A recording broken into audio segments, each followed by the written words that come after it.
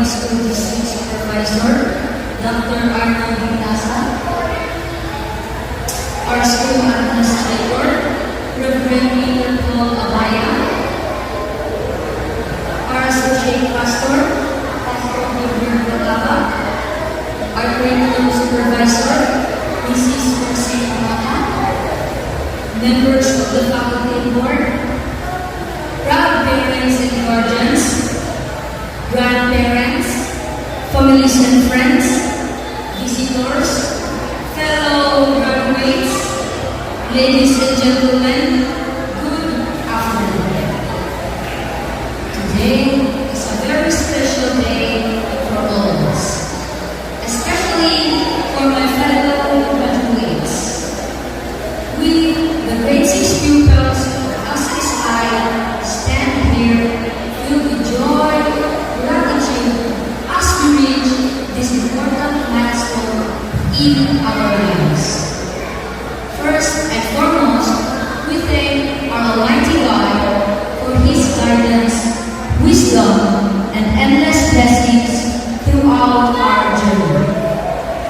Without Him, we would not be here celebrating this achievement. To our beloved parents and guardians, thank you for your unconditional love, sacrifices, and support. You have been our inspiration, our strength, and our biggest cheerleaders. Every step we take forward, it's because of your unwavering faith in us. To our dedicated teachers and school administrators, we deeply appreciate your patience, hard work, and commitment in shaping our minds and character. You have been more than educators. You have been our second parents, mentors, and our role models. Thank you for equipping us with knowledge, values that will guide us as we move forward through the next chapter of our journey. To our dear classmates and friends, thank you for the beautiful memories, the laughter, and the lessons we have shared. Our time together has been a journey filled with challenges, teamwork, and fun.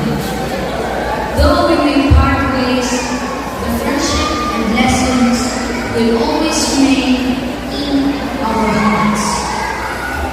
Lastly, to our younger siblings in kindergarten, congratulations on your first step on your academic journey. Keep dreaming, keep learning, and enjoy every moment of your education.